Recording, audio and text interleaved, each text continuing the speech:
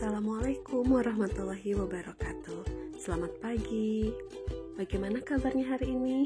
Semoga semuanya sehat selalu. Selamat datang Ibu sampaikan kepada anak-anakku kelas 7. Selamat datang, selamat belajar di SMP Negeri 1 Pasir Jambu. Perkenalkan, nama Ibu Elia.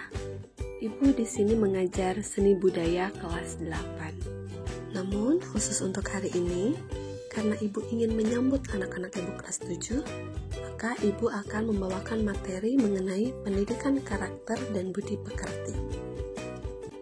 Karakter adalah cara berpikir dan berperilaku yang menjadi ciri khas setiap individu untuk hidup dan bekerja sama, baik dalam lingkungan keluarga, masyarakat, bangsa, dan negara. Individu yang berkarakter baik adalah individu yang bisa membuat keputusan dan siap mempertanggungjawabkan setiap akibat dari keputusan yang ia buat. Jadi, pendidikan karakter adalah pendidikan budi pekerti plus, yaitu yang melibatkan aspek pengetahuan, perasaan, dan tindakan.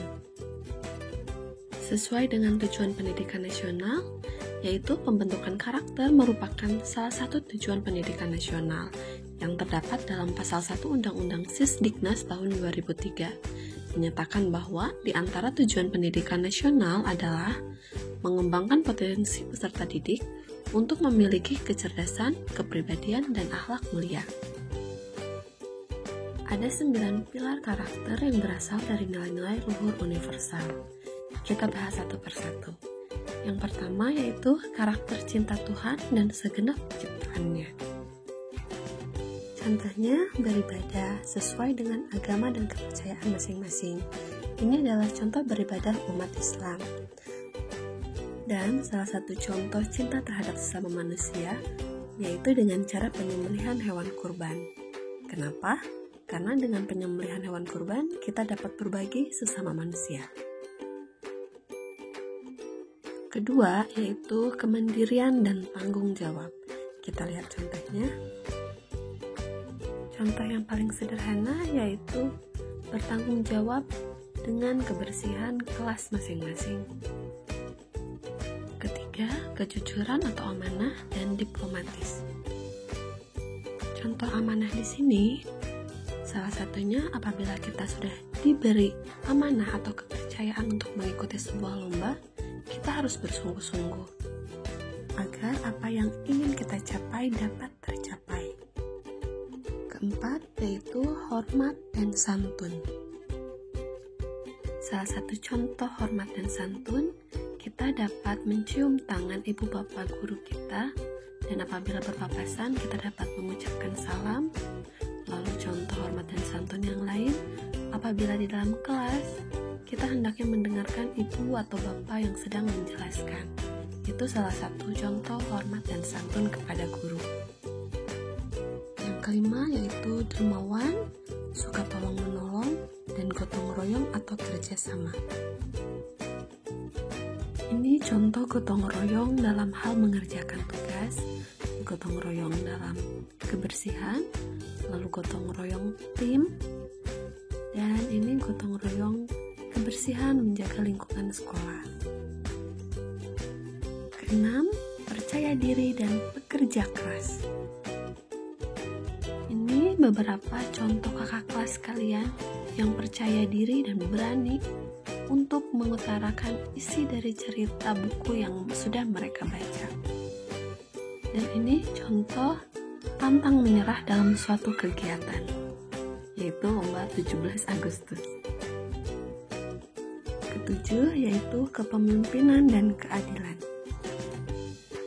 Contoh dari kepemimpinan dan keadilan, salah satunya, semua siswa berhak apabila ingin menjadi anggota OSIS, tetapi mereka harus memenuhi beberapa persyaratan. Dan mereka akan dipilih secara adil, yaitu ketika mereka sudah memenuhi persyaratannya, mereka akan dipilih secara langsung oleh seluruh siswa yang lainnya. Dan contoh adil yang lain yaitu ketika pembagian hewan kurban, itu akan dibagikan merata kepada seluruh siswa dan masyarakat di sekitar SMP Negeri 1 Pasir Jambu secara adil. ke-8, baik dan rendah hati. Contohnya, membantu teman yang sedang membutuhkan bantuan. Contoh kegiatannya, ketika teman sedang beres-beres, kita bisa membantunya.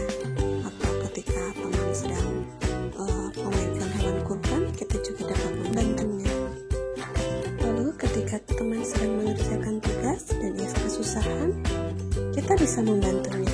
Kecuali pada saat sedang mengerjakan ulangan, baik itu ulangan harian, ulangan tengah semester, apalagi ulangan akhir semester, itu kita harus menggunakan kemampuan sendiri-sendiri. Yang terakhir yaitu karakter toleransi, kedamaian, dan kesatuan. Contoh toleransi yaitu ketika kita memiliki teman berbeda agama dan mereka sedang melaksanakan beribadah, hendaknya kita tidak boleh mengganggunya.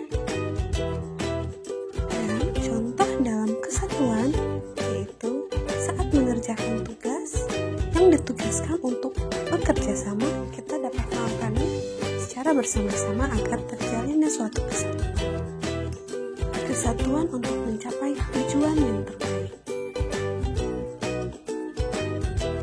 Baik, kita masuk dalam pembahasan yang terakhir, yaitu dampak pendidikan karakter. Yang pertama, kelas-kelas yang secara komprehensif terlibat dalam pendidikan karakter menunjukkan adanya penurunan drastis pada perilaku negatif siswa yang dapat menghambat keberhasilan akademik.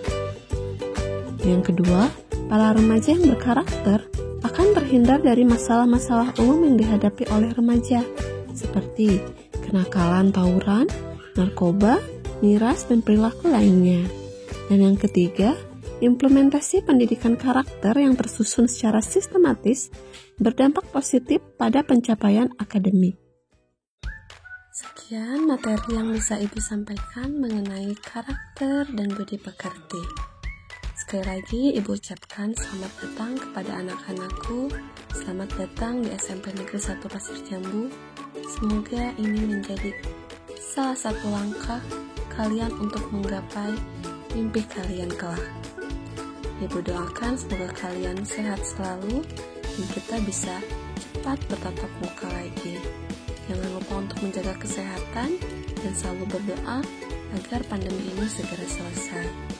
Terima kasih. Wassalamualaikum warahmatullahi wabarakatuh.